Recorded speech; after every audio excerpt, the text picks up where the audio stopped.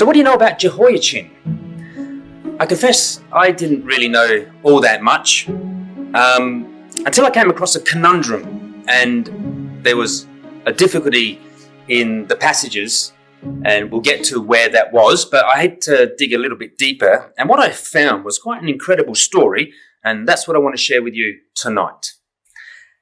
So you probably all know that Jehoiachin was the grandson of Josiah. Okay, so after Josiah died tragically at the age of 39, his 3 sons and 1 grandson followed him on the throne, and Jehoiachin was the grandson, and he followed him on the throne of Josiah. But it's this chapter, in chapter 22, that we want to begin, because there's something in here that tells us information about this man Jehoiachin, which on the surface seems to just read as Simon read it, but there's some questions in there, and they're quite interesting to try and dig deeper on. So Jeremiah's not in chronological order. If you go back to chapter 21, you'll see that's a prophecy about Zedekiah. Verse 1, the word which came unto Jeremiah from the Lord when King Zedekiah sent unto him Pasha. So Zedekiah was the last of those 4 kings. When we come to chapter 22, we're going back to Jehoiakim. So Zedekiah is not even on the throne yet. So Jeremiah is not always in chronological order, so it can get a bit confusing. But in this chapter, in chapter 22, we find that on this occasion, in verse 2, or verse 1, thus saith the Lord, go to the house of the king of Judah and speak there this word and say, hear the word of the Lord, O King of Judah, that sittest upon the throne of David. So, that is King Jehoiakim. Now, we'll see why in a minute, but that's King Jehoiakim. For anyone wanting to write that in, this here is King Jehoiakim. And what we find is that in this chapter, we get told about 2 kings who have already gone, and 2 kings who are standing there with Jeremiah in this room listening to this prophecy. So it's the chapter breaks up like this. And we get this appeal to consider your ways in verse 1 to 9. And then we get different kings mentioned receiving judgment. Okay, so judgment on Shalom. Now that's, it gets so confusing because their birth name gets changed when they get put on the throne.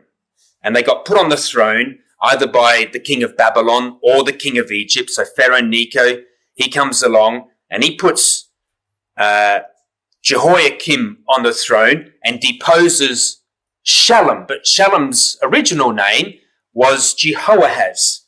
So I'm going to use the ones in chapter 22 because that's what we're going to read. So hopefully we don't confuse you. Judgment on Shalom, verse 10 to 12. Then judgment on Jehoiakim. Then a little reprise dealing with Jerusalem. And then judgment on Coniah. And he's our man. He's Jehoiachin. Or he's also called Jeconiah. Jeconiah, Coniah, Jehoiachin. Same man. All right. So in verse 1 to 9, there's an exhortation to repent to this King Jehoiakim. And basically, he is told that life has 2 choices. And there's the right way, there's the wrong way. Have a look at verse 4. For if you do this thing, then here's the blessings. You will enter into the gate of this house, and there will be kings sitting upon the throne of David, and they will be riding in chariots and on horses, and all his servants and all his people. So if you do the right thing, this will be the consequences. But verse 5, if you will hear these words and say, if you will not hear these words, I swear by myself that this house shall become a desolation. So there's 2 choices, Jehoiakim, the right way or the wrong way. It's a pretty stark choice, but we know that. When we got baptized, we were shown those two ways. Well, Jehoiakim's receiving the same instruction from Jeremiah. But then in verse 10 to 12, we find Jeremiah is talking about the past. So verse 10 to 12 is judgment on Shalom. Jehoahaz is his other name. And verse 10 says, "Weep ye not for the dead." So don't go crying for someone who's already died. So who do you think might have been the dead king that they were not to weep for? I'm going to suggest it's Josiah. All right. And when Josiah died, the whole nation, it's on the screen, so cheats. 100%, good marks. Weep not for the dead. Josiah, the whole nation, there was this outpouring of grief when Josiah died. And even though it was a while ago now, everybody is still weeping for Josiah. Jeremiah says, "Don't weep for the dead, neither bemoan him.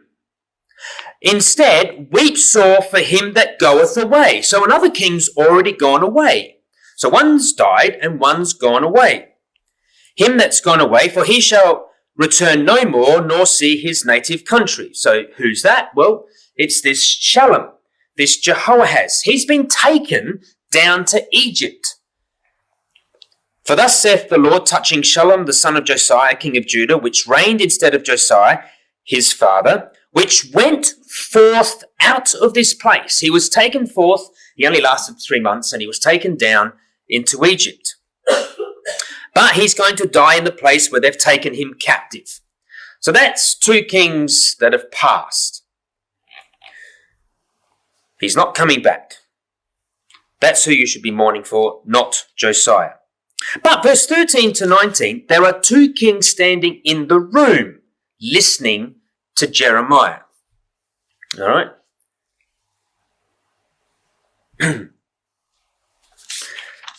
The first one is Jehoiakim, the one who is mentioned back in verse 2, who's the main king at this stage. Verse 13, "Woe unto him that buildeth his house by unrighteousness, and his chambers by wrong, that useth his neighbour's service without wages, and giveth him not for his work." So there's this individual that's quite brutal, quite oppressive. He's not treating people well, and yet he's building beautiful palaces on the backs of slaves and not giving them their due wages. Who is this king? Well, verse 18 tells you, "Therefore thus saith the Lord concerning Jehoiakim, the son of Josiah." So this section, verse 13 to verse 19, is judgment on Jehoiakim, the current king. And he reigned for 11 years. And he wasn't this nice, pleasant man at all. Okay? Of all the things that are noted, there's one element that's sort of drawn out and put in the record. And it's his abuse of his own people, using slave labor to build a house by unrighteousness and not paying them their due wages. So, his house was, the best in town. It was wide, it was large. It says in verse 14, "I will build me a wide house," you've said, "and large chambers, and cut out many windows, and sealed it with cedar, and painted it bright red." Stood out. Everybody knew the palace, a beautiful place. But he had a broken people instead. Nice palace, but a broken people.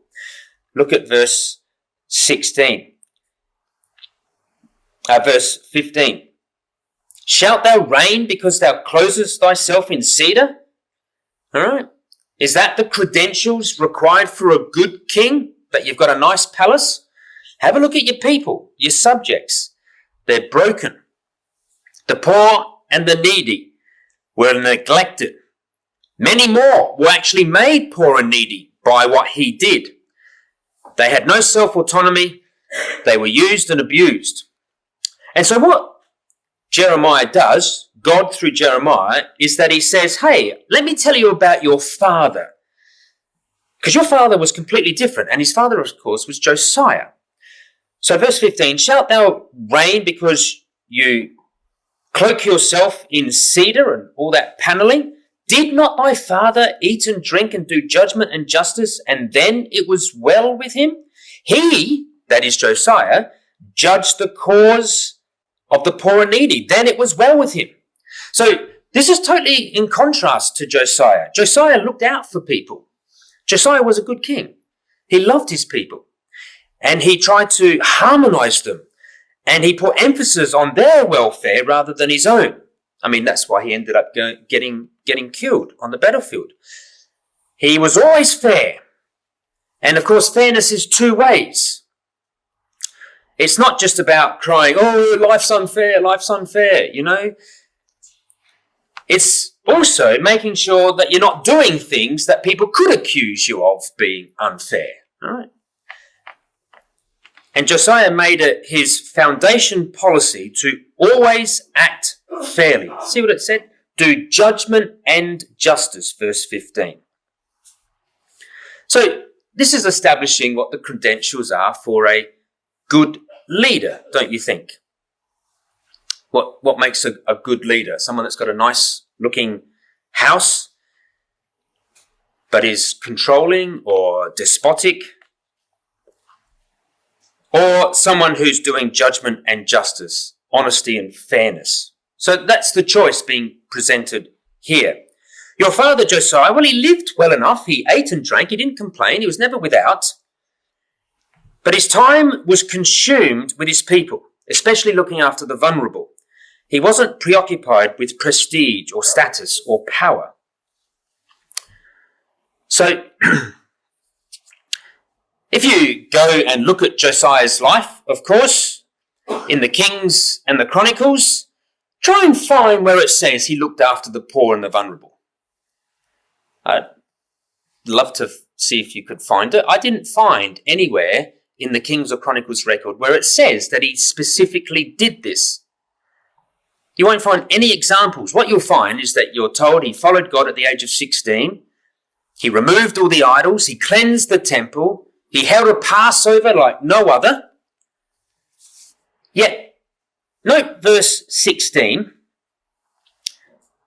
He judged the cause of the poor and needy. Then it was well with him. So what that's saying is that underpinning all those other things that are mentioned in Kings and Chronicles, underpinning everything that Josiah did, the bedrock of his kingly duties was to make good decisions, good verdicts, and to do things fairly.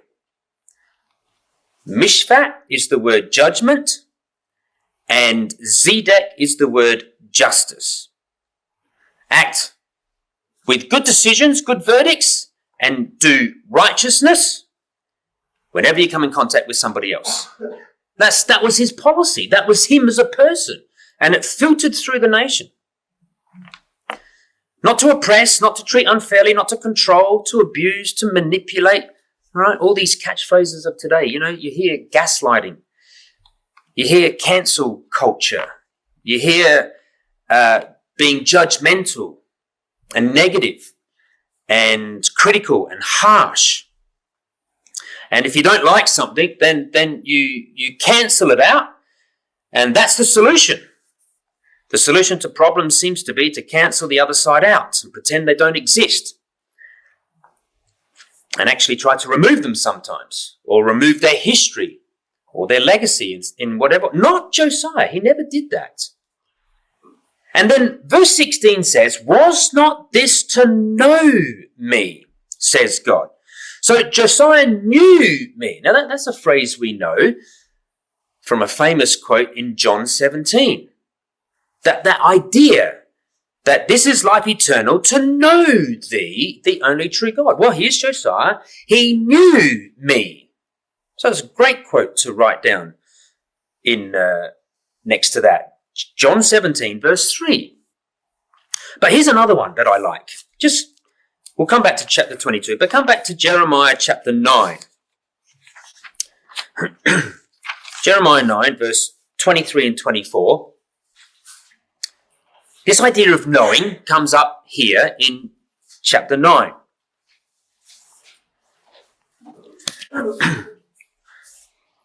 Thus saith the Lord, verse 23, let not the wise man glory in his wisdom, neither let the mighty man glory in his might, let not the rich man glory in his riches. If you want to glory in something, the word glory means boast, doesn't it? Don't boast in all these things, like Jehoiakim was, boasting that he had this nice palace, painted red with many windows. Don't boast in those. If you want to boast in something, verse 24 says, but let him that boasteth boast in this, that he understandeth and knoweth me. Well, that's exactly Josiah. Was not this to know me? And what was it specifically that Josiah knew? Well, verse 24 says, to know me is to know that I am the Lord which exercise three things. See what they are? Loving kindness, judgment, and righteousness in the earth. For in these things I delight. And if you delight in them, then you will know me. So I've just put them on the screen there. Loving kindness is the Hebrew word chesed, which we know is the characteristic of mercy. Judgment, mishpat, we saw that back in chapter 22. And righteousness, we saw that back in chapter 22. Zedek, okay, so judgment and justice, it was in chapter 22. Here it's judgment and righteousness. Three things. That's to know me.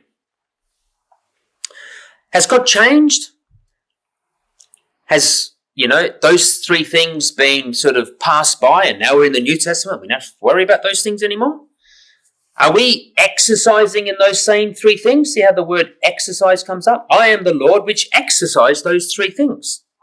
Well, it's just interesting that in the New Testament, I won't turn this up, but you may like to jot this down. Jesus says exactly the same thing in Matthew 23, where he talks to the Pharisees and he says, you hypocrites, woe unto you, Pharisees, scribes, hypocrites. Why? Because you don't exercise in these three things. And one verse in particular talks about them weighing out herbs. Get your herbs at home and try and find a tenth of all your herbs and put it on the scale. And they say, well, we're doing all those things that the law says. We're giving a tenth of our herbs. Well, maybe you are, says Jesus, but you're omitting the weightier things of the law, even judgment, mercy, and faith. Now, if you think about it, they're the same three things. All right, so there's judgment, there's mercy, and of course, righteousness comes by faith. Righteousness is imputed for our faith, says Paul in Romans. So there's the same three things. Jesus has got Jeremiah 9 in mind when he said those words in Matthew chapter 23. I think that's quite interesting that Jesus is telling us God doesn't change. They're the same three things. Well, come back to Jeremiah 22, because Jehoiakim was only interested in himself. And so in verse 18 and 19, we're told that he's going to die like an ass. The burial of an ass. And nobody cries over a dead ass. All right? There's going to be no lament. They shall not lament for him. They did for his father, but they won't for him. They won't, in verse 18, say, my brother, or sister. They shall not lament for him. Instead, verse 19, he shall be buried with the burial of an ass, dragged along and buried like an ass would be. So that's the ending of Jehoiakim. But there was another king in the room listening to all this, co-regent with Jehoiakim. So we're not going to spend any time on verse 20 to 23. This is just a little section dealing with Jerusalem personified, which you saw on the first slide. We're going to come in at verse 24. Because in verse 24, we get the judgment on Coniah. And we're told that right at the beginning. As I live, saith the Lord, though Coniah, the son of Jehoiakim, king of Judah, were the signet upon my right hand, yet would I pluck thee thence. So imagine Jeremiah saying that, yet would I pluck thee thence. All right? It's giving you the clue that Jehoiachin's there. Yet will I pluck thee, and he's pointing at him. He's standing right there in the room. Jeremiah would have looked directly into Jehoiachin's eyes. Now, how can this be? How can two kings be in the room at the same time? Well, many of you would probably know that in those days, kings were often co-regent before they became the primary king. And clearly here, Jehoiachin is co-regent with his father. But why? How do we know? Well, there's a few clues. So, there's two quotes that tell us how old Jehoiachin was when he became king, but they don't add up. 2 Kings 24 says that he was 18 years old when he began to reign, but 2 Chronicles 36:9 says that he was only 8 years old when he began to reign. So a difference of 10 or so years, remembering these are round numbers.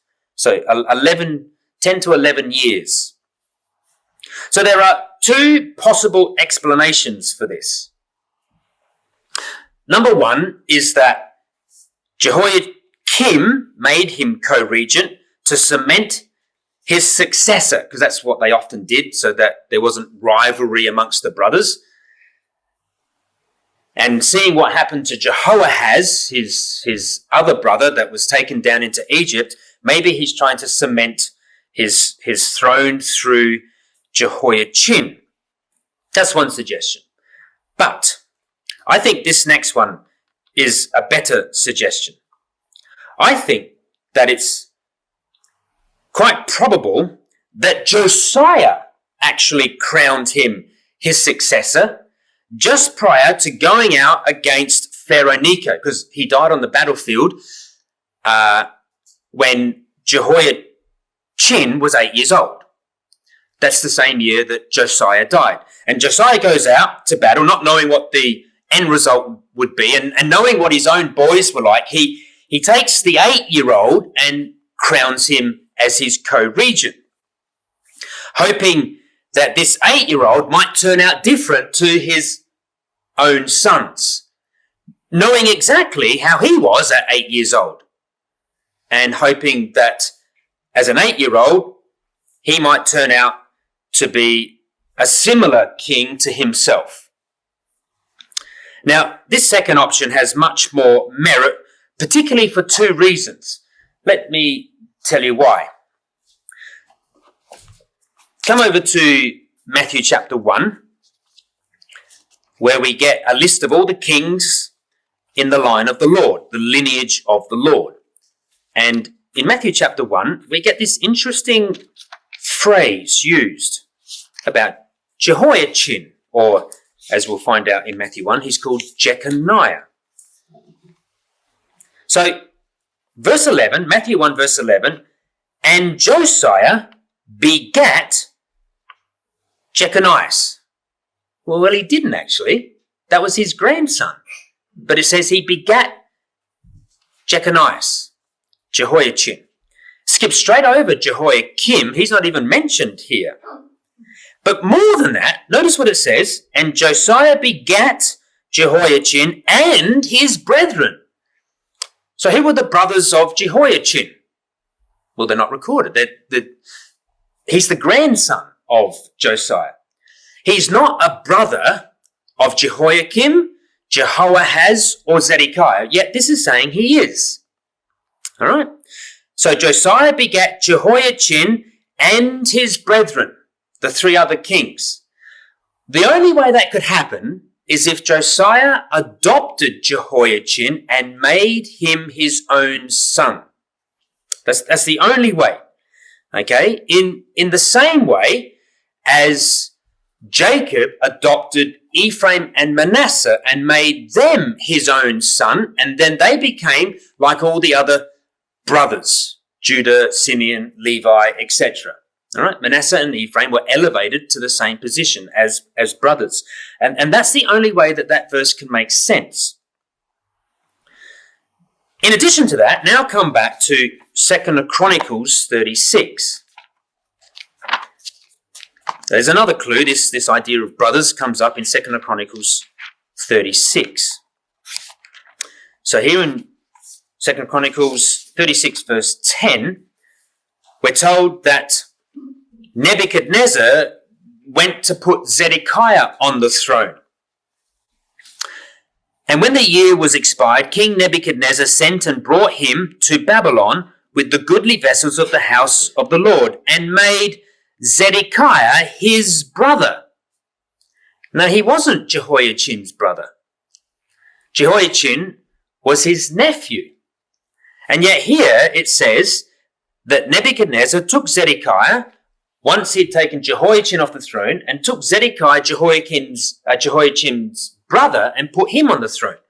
So again, the only way that could be is if Josiah had adopted him as his own son and elevated him to the same status as the other sons.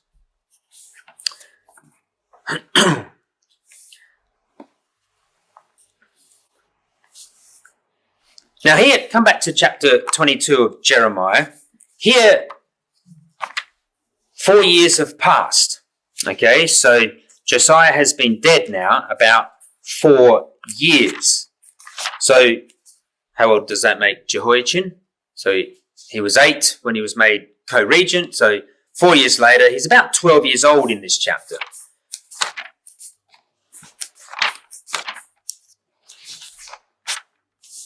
And we find out that there's this judgment mentioned about this 12-year-old in the room in verse 24 to 30.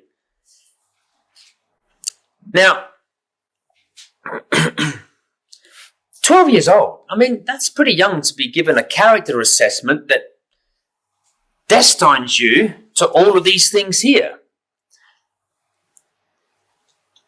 He hasn't really sort of got to the age of his bar mitzvah as such. 13 is his bar mitzvah. So can he even be equated as morally accountable yet? So there's a few anomalies about that. But what you'll notice is in this section, there is no reason given for Jeconiah being judged. All right, the judgment's just said, but there's no actual specific reasons. It wasn't because he was being unkind and cruel like Jehoiakim, building a nice palace, but then abusing the slaves. There's no reasons actually given. Verse 25, verse 24, it says, straight in, though you were the signet upon my right hand, yet I would pluck thee off. Well, that's my left hand. I was going straight to my ring, and that's my left. But he would have a ring, a kingly ring, a signet. God says, if you were a signet on my right, I'll pluck you off and I would ditch you away. In verse 25, he says, I'd give that ring to your enemy. I'd hand you over to Nebuchadnezzar. In verse 26, I will cast you out and your mother that bare you. The word cast is a really strong word. It means to throw. It means to hurl. So there's a 12-year-old. And you just think about Jeremiah picking up this 12-year-old and hurling him and his mum out of the city. No reason given, but he's been told to pass this judgment. And in verse 27, to hurl you out to a land whereunto they desire to return, thither shall they not return. You're out, and you'll never come home again. But then notice this in verse 28. Now, the translators have struggled with this, and they weren't sure, is this a question or is this a statement? And they've put it in as a question, and I'm going to suggest that it actually probably should be a question. And Jeremiah's looking straight at this 12-year-old. And he's looking at him, he's saying, but is this man Coniah, is he really a despised, broken idol? Can it be true that this 12-year-old is as bad as what these judgments are saying he is? Is he a vessel where is no pleasure? See how it's a question? Wherefore are they cast out? Why are they going to be cast out? This lad and his mum, he and his seed, into a land which they know not. See this questioning, and Jeremiah's looking at, can this really be true about this young boy? And he's appealing to this boy. He's looking straight into his eyes. Is it possible that you will turn out like this, that you'll end up reaping these consequences? And then in verse 29, O earth, earth, earth, hear the word of the Lord. Perhaps a reference to the other three kings, his uncles, or one of them was his father. O Jehoahaz, Jehoiakim, Zedekiah, hear the word of the Lord. An earnest appeal from Jeremiah to these sons of Josiah. Yet down in verse 30, thus saith the Lord, write ye this man childless, a man that shall not prosper in his days, for no man of his seed shall prosper, sitting upon the throne of David and ruling any more over Judah. So this is the assessment. This is the conclusion. Jeremiah makes this assessment and says, right, this boy, though he's co-regent, he's the prince, he's going to be childless. He's got the curse of childlessness here. No one from his line will ever sit on David's throne again. If the royal line were to continue, it would not be through him. Done. I wonder what that 12-year-old thought. What do you think he went away and pondered on? You see, this is assuming that Jehoiachin would simply grow up to be like his father. All hope was lost for this boy. It looked like he had been cast in the same mould as his despotic father, and that he would never get to know God at all, the same way as Josiah. Because everybody has choices, don't they? Life is full of choices. Bad behaviour can be called out at any time, even if it's parents' bad behaviour, as it was here. And do you know what? I think there's sufficient evidence to suggest that Jehoiachin did in fact repent. He did change his ways. He did consider his life. It took a little while. It wasn't overnight, but he did convert. And the curse of verse 30 was in fact reversed. So let me show you how that, I think, takes place.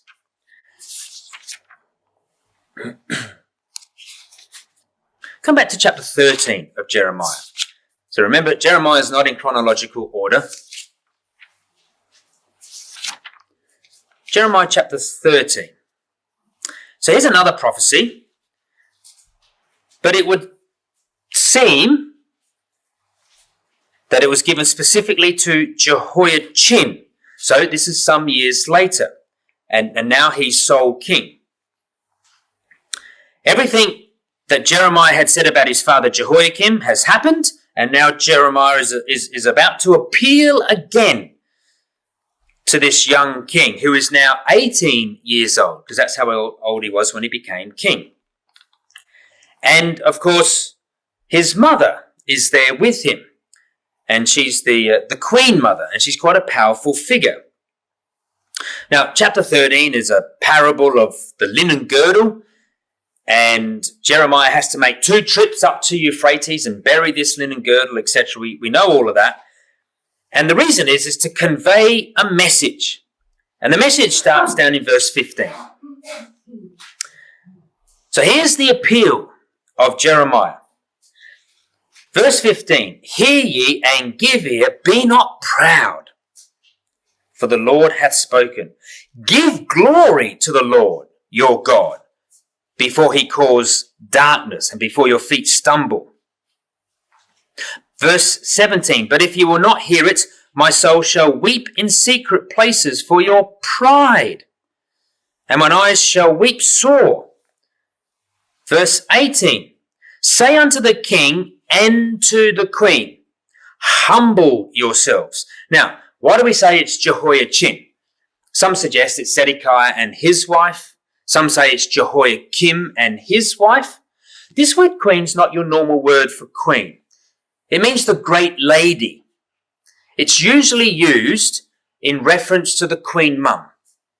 And it's used like that elsewhere in scripture, where, for example, Asa took his queen mother off royal duties and deposed her.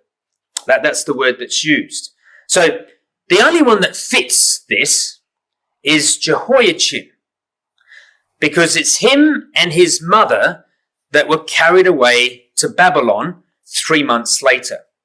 So most commentators suggest that this is a chapter directly said to Jehoiachin and the queen mother. Humble yourselves. Don't be proud. Give glory to Yahweh. I'm going to weep in secret for your pride. Take off at the end of verse 18 your crown, the crown of your glory. So here's another appeal. And here's Jeremiah, some, 6 years earlier, having given the first appeal, now at the age of 18 is appealing again to this young king. Well, remarkably, that is exactly what happened. Jehoiachin made his own choice. And back in that record that we went to talking about Zedekiah, verse 10 of that chapter, we read verse 11, verse 10 of that chapter, it says that Nebuchadnezzar sent and took Jehoiachin away captive. But come to the king's record in 2 Kings 24. Because this is what we're told in 2 Kings 24.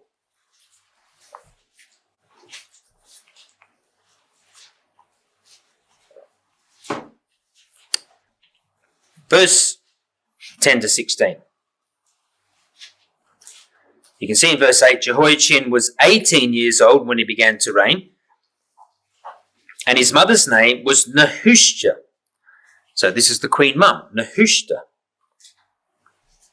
And he did that which was evil in the sight of the Lord, according to all that his father had done. But, verse 10 says, at the time the servants of Nebuchadnezzar, king of Babylon, came up against Jerusalem, the city was besieged, and Nebuchadnezzar, king of Babylon, came against the city, and his servants did besiege it. And Jehoiachin, the king of Judah, went out to the king of Babylon, he and his mother. They willingly walked out, gave themselves up. He and his servants and his princes and his officers, and the king of Babylon took him in the 8th year of his reign. And he carried out thence in the 8th year of the king Nebuchadnezzar's reign, that is. All right? Jehoiachin's only been reigning sole reign for 3 months. And he carried out thence, verse 13, all the treasures of the house of the Lord, the treasure of the king's house, cut out pieces of all the vessels of gold which Solomon, king of Israel, had made in the temple of the Lord, as the Lord had said. And he carried all the way from Jerusalem. None remained at the end, save the poorest sort of the people of the land. And verse 15, he carried away Jehoiachin to Babylon and the king's mother, and the king's wives and officers. Those carried he into captivity from Jerusalem to Babylon. So this was his own will, his own choice. He wasn't told to do this. There was no higher authority whom he had to influence him. His father's gone. He willingly walked out. Now, what did Jeremiah 22 say would happen to him? It said that he would be cast out. He would be hurled out. He'd be thrown out. Well, that never happened. He willingly went out. So already there's a small change in this man. And the prophecy of Jeremiah 22 already is not being fulfilled to the letter because this man did make a change. He willingly went out, and his mum, and they went into Babylon. So maybe those few years with Josiah, he had him just for 8 years, those few years with Josiah did make some difference. We don't know. But then there's these appeals. Let me just put them up. Jehoiachin's reform. Then there's these two appeals, one at the age of 12, Jeremiah 22. Are you really going to be like this? And then one at the age of 18. Look, Jehoiachin, humble yourself. Give glory to God. Don't be proud. Take off the crown of your glory. And then he walks out. And then he goes into a Babylonian prison. Now, how long was he in that prison for? Well, we're told that he was in that prison for 37 years. That's a long time, isn't it? To think and to ponder. And it would seem that he did consider his ways, and he did turn his life around, and he saw what was important, and he gave glory to God, and he prayed to him, and it says that God heard his prayer. Well, we're not actually told that. We're told that about another king who went to Babylon and prayed to God, and God heard his prayer. You remember who that was? The worst king in Israel, or in Judah. 55 years on the throne. Manasseh went to Babylon and languished there, prayed to God. God heard his prayer, and he came back. And I think Manasseh had a few short years with Josiah to turn Josiah's life around. Just the very last bit. And Josiah was made a boy king at the age of 8. Then Josiah gets a chance to spend just a few short years with the boy Jehoiachin. And then everything repeats. He ends up, this Jehoiachin, in captivity, languishing for 37 years. He knows the story about Manasseh. Manasseh turned his life around. So Jehoiachin chooses to do the same. We don't know this all for sure, but it seems like that could be the reason why Jehoiachin ends up the way he does. Ammon, of course, Josiah's son, was a lost cause. So Josiah says, well, let me spend as much time as possible with this. Manasseh's son, Ammon, was a lost cause. And Manasseh said, let me spend as much time with this young boy, Josiah. And so, of course, Josiah says, I want to do the same thing. I got so much help from that. And history ends up repeating itself. So, what happened after 37 years with Jehoiachin? Can you remember what happened to him? Well, he got taken out of prison in 2 Kings 25, verse 27 to 30. And the last words we get of Jehoiachin is that there's a little bit of hope for the kingdom of Judah and the line of David and the lineage of the king. In 2 Kings, he's taken out and he's elevated. Now, we won't go into why that might have happened, but the king that took him out himself had been put in the prison by his father, and it may be that they met in prison, because it would have been a royal prison that both kings, the king of Judah and the king of Babylon, or the prince of Babylon, would have been put in. And the suggestion is that maybe they knew each other from then. We don't know, so I'm not going to speculate on that. But here he is, Jehoiachin. He's 55 years old, and he's released from prison, and he's looked after. But the remarkable thing is that it looks like he also had children. Remember, he was written off childless. Why do we say that? Well, come over to Matthew 1. We'll just tidy up all of this. This is the legacy of Jehoiachin. Just compare a couple of verses here, which I think will cement the whole concept that Jehoiachin did turn his life around. So Matthew chapter 1, which we've already read, in verse 11. But go on. Let's read verse 12. And after they were brought to Babylon, Jehoiachin begat Salatiel or Shealtiel, and Shealtiel begat Zerubbabel. Okay, so Jehoiachin had a son called Shealtiel, and Shealtiel had a son called Zerubbabel. Now here's the conundrum that I faced, which set me off looking at all of this. Hold your hand in Matthew and come over to Luke. Now, Luke's the only other gospel that records the genealogy of the Lord's life. And, of course, it goes backwards. So it's in reverse. So you've got to think backwards. And in Luke chapter 3, verse 27, we find these names in reverse order. Which was the son of Joanna, which was the son of Reza, which was the son of Zerubbabel. So there's our Zerubbabel. Which was the son of Shealtiel, that's what we read in Matthew 1 as well, which was the son of Neri. But Matthew said he was the son of Jehoiachin. Which one's right? Why is Neri mentioned here? Well,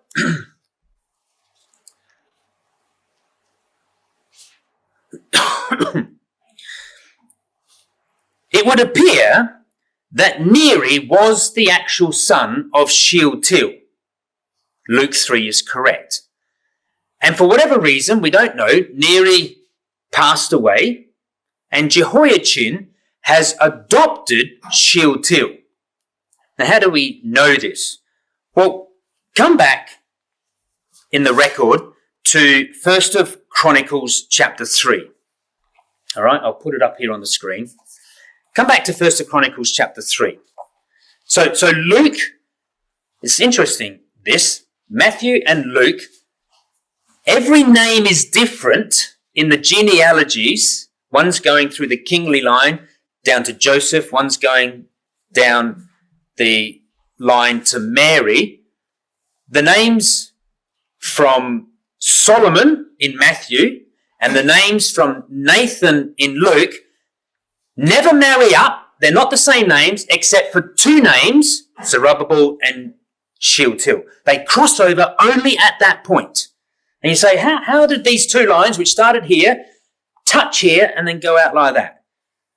There must be some adoption that takes place in the story. So just come to 1st of Chronicles and see if we can just nut this verse out here in 1st of Chronicles chapter 3.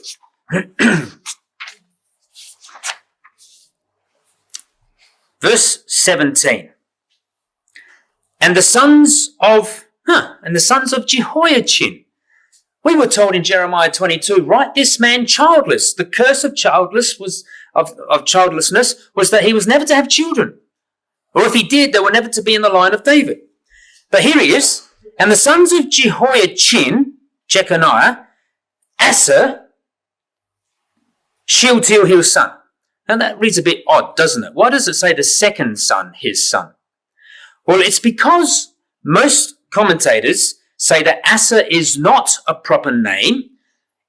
It's a word which means captive or prisoner. So what it should read in verse 17, and the sons of Jehoiachin the captive, Shealtiel his son, Machiram also, and Pedaiah, and Shenazar, and Jechemiah, Hoshama, and Nedabiah. So he had quite a few sons, didn't he? Quite a few sons. So when he's there as the prisoner, when he's captive, he has all these sons. How did he have sons in prison? Right?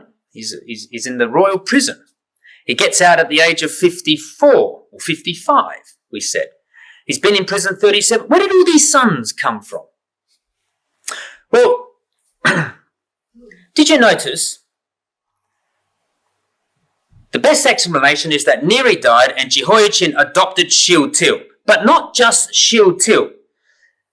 Shealtiel and his brothers are mentioned in verse 17 and 18. How do we know that?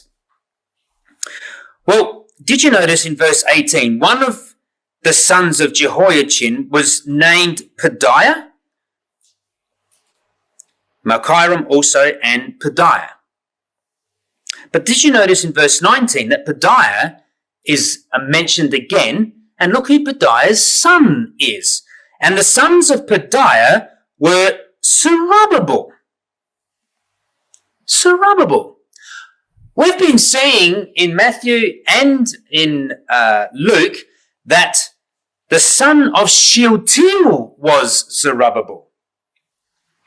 Well, it looks like that Shealtiel was the brother of Pedaiah, and through the law of the Levirate law, where you marry your brother's wife and raise up children to him, Shealtiel died, and Pedaiah was the literal father of Zerubbabel. So Pedaiah and Shealtiel are brothers. So probably all of them are brothers here. So this family lost their father, and Jehoiachin came along and said, don't worry, I'll adopt the family. I'll look after them. And he looked after all of them and cared for them. And that's how he became the father of Shealtiel. But Shealtiel himself died, and Pedaiah took that role and then gave birth. His wife gave birth. The